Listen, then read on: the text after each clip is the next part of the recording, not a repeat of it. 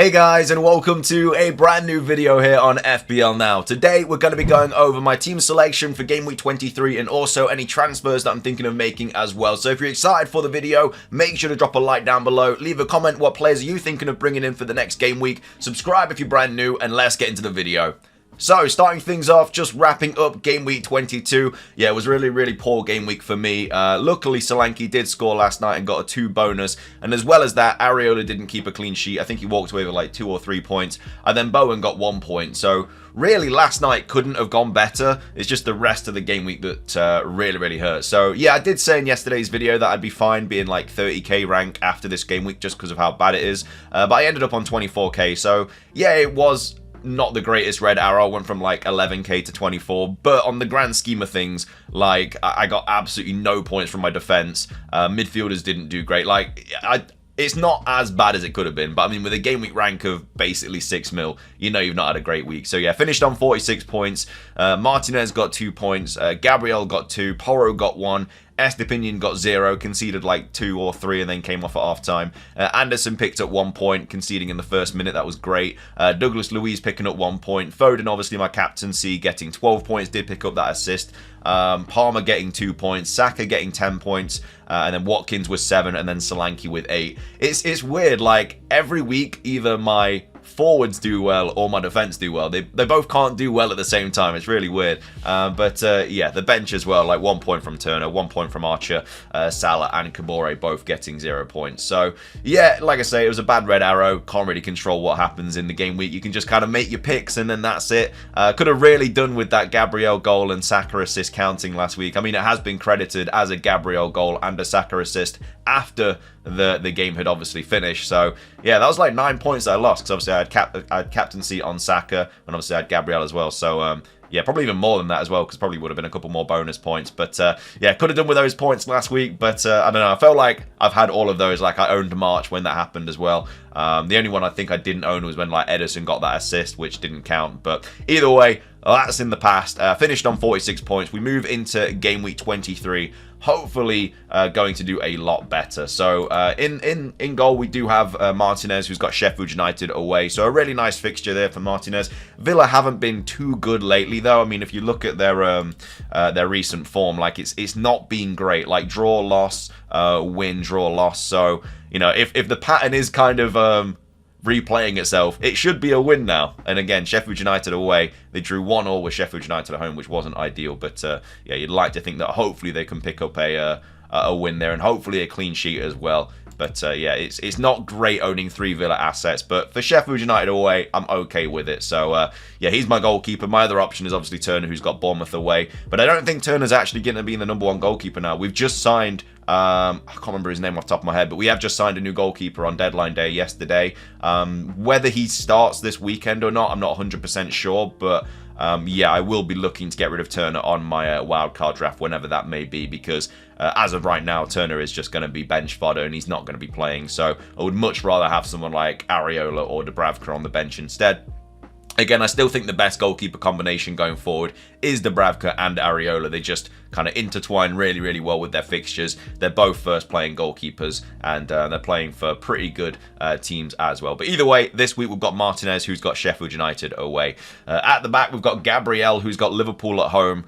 Pedro Porro, who's got Everton away. Estepinian, who's got Crystal Palace at home, and then Anderson, who's got Brighton away. So obviously I'm not going to be playing Anderson this week. I've been through the absolute worst situation of my FPL career having Anderson for this long, since game week 8, and he's had like 2 returns in those game weeks since game week 8 to now, and I played him most of the time as well. Last game week was the last straw with him. I was playing him as a last hurrah. Hopefully he would pick up something.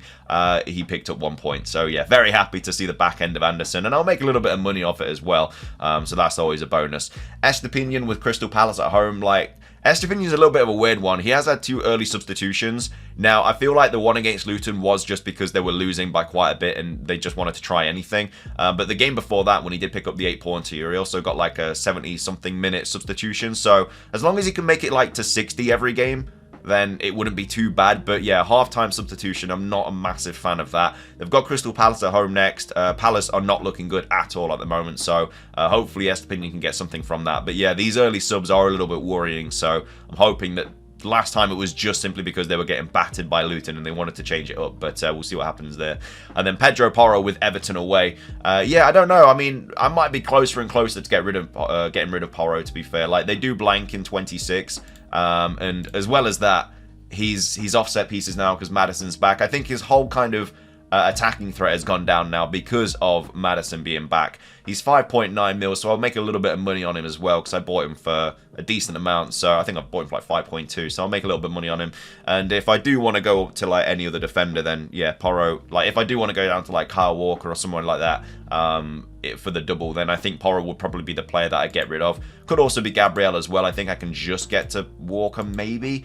Yeah, obviously if I want to bring in another defender for the double, then yeah, it'll be one of Gabriel or Porro I think I will be getting rid of, because obviously I'll already have got rid of Anderson.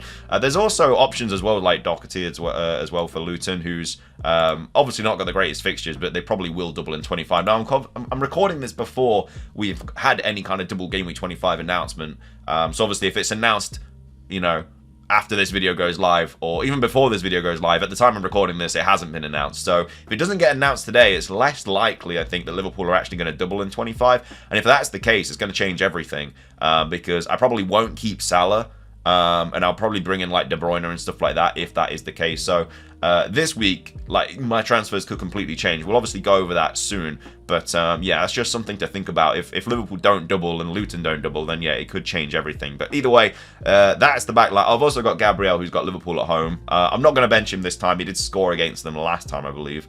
Yeah, I just don't really have any other better options to play instead of Gabriel. So Gabriel's going to be playing. I think they definitely will concede. They'll probably concede a couple, but you never know. He might score a bullet header or something like that. But either way, that is the back line and the goalkeeper. In midfield, we've got Douglas Luiz, who's got Sheffield United away, Foden, who's got Brentford away, Palmer, who's got Wolves at home, and then Saka, who's got Liverpool at home as well. So I think that the midfield looks a little bit all over the place this week. Like, on paper, it looks okay, and the only tough fixture really is Saka. Like, Palmer with Wolves at home is nice. Foden, who's got Brentford away, is nice. And then Douglas Luiz, who's got Sheffield United away, is nice. I feel like if you own all the popular assets at the moment, like Jota and Richarlison and Palmer and Foden and Saka and stuff like that, then you have a really difficult choice to make this week. Like, who do you bench out of all those? Because I think most people will be bringing Haaland back in as well. So there's going to be a lot of benching headaches this week. There might be quite a few points on the bench as well. I'm not in that position because my team is not set up well at all. So I don't have to worry about that this week. But yeah, my bench has been absolutely astoundingly bad for the last few weeks, since AFCON really, and the Asian Cup of Nations, or the Asian Cup, should I say. Yeah, either way, Douglas Luiz hopefully gets something against Sheffield United. Been an awful transfer in really for me. The only reason I did it was just because I wouldn't have been able to field 11 players last week. It did kind of work out last week because I basically got a transfer in for -1. But at the end of the day, he hasn't really done anything. He's got me 4 points over the course of 2 weeks. So he's basically blanked in both. Well, he has blanked in both weeks. But yeah, an average of 2 points per week. So hopefully he can get something against Sheffield United. You know, a Douglas Luiz assist into Watkins would be great, but we'll see what happens there. Foden with Brentford away. I think we're getting closer and closer to Foden like benching time now, which is a little bit of a worry. I'm still going to play him this week, obviously, but I think that yeah, he probably will be getting some sort of benching soon, which I'm a little bit worried about. We've also got Palmer, who's got Wolves at home. Yeah, really nice fixture. Wolves did play really well last night. I mean, what a fixture last night between Wolves and United. I think it'll be a tough game. Hopefully Palmer can get something from there. But yeah, obviously I'm going to be playing him this week. And then yeah, Saka with Liverpool at home. Tough fixture. Going to play him regardless. He's on penalties. Should be okay. And then up top, we've got Watkins, who's my current captaincy, with Sheffield United away. I mean, that's a really nice fixture, obviously. Is he going to pop off in that fixture? Who knows? He didn't do well in it in the reverse fixture. So it's very, at the moment, it's between him, Palmer, and Solanke. Like, those are my 3 options at the moment. It's currently on Watkins, but that could easily change. Yeah, my other option, Solanke, scored a hat-trick last time out against Forest. And as well as that, that was away. This time it's home. You know, we have just brought in a new keeper. Is that going to make things a little bit more difficult? Like, he's just going to be finding his feet if he does start that fixture. So, yeah, I don't know.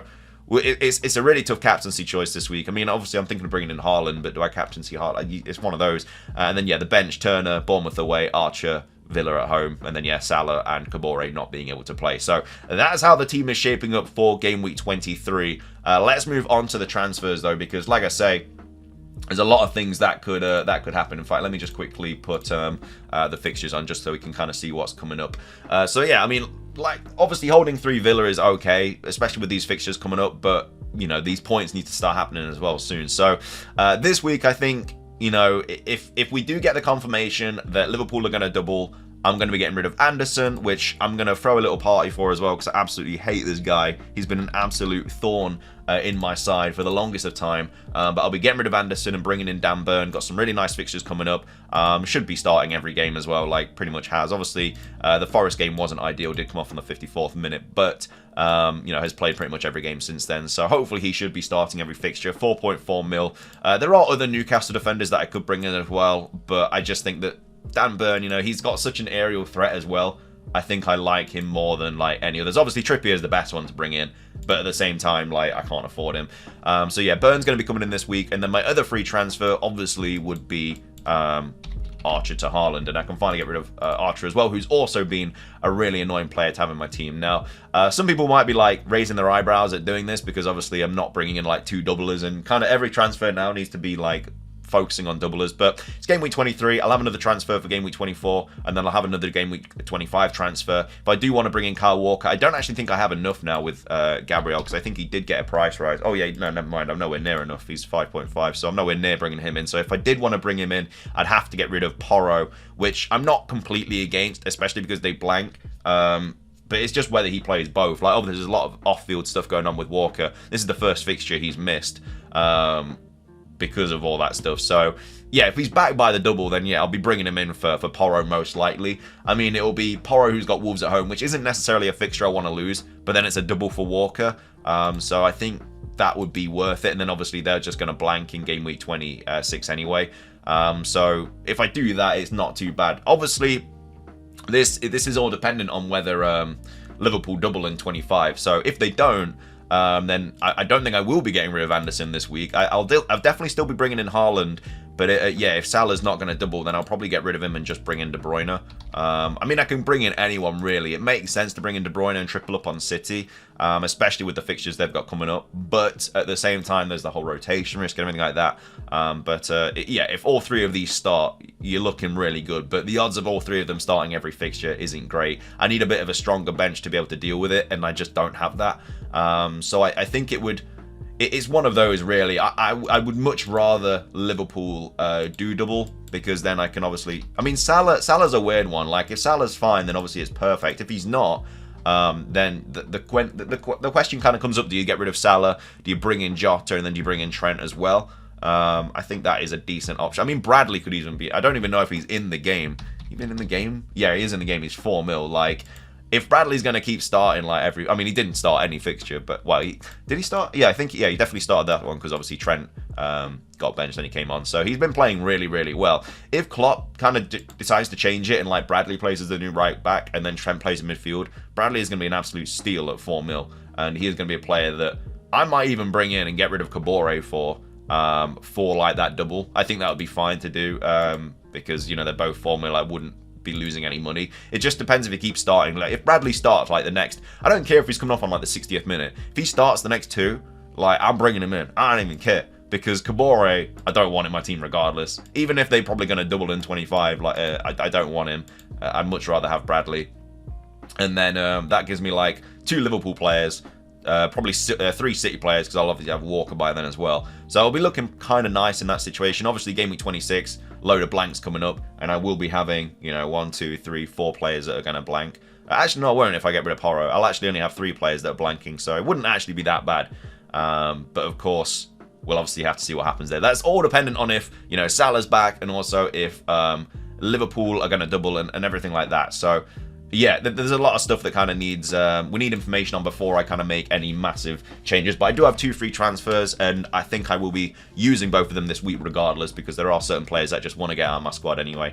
But either way, that's going to be the final team selection video for Game Week 23. Hope you guys enjoyed. If you did, please do consider hitting the like button down below. It's trying to hit 50 likes. It does really, really help out. Leave a comment with your thoughts on any players that you're thinking of bringing in, any players that have caught your eye as well. Subscribe if you're brand new. Ring the notification bell. It's everything from me, though. Have a fantastic rest of your day. And until next time, peace.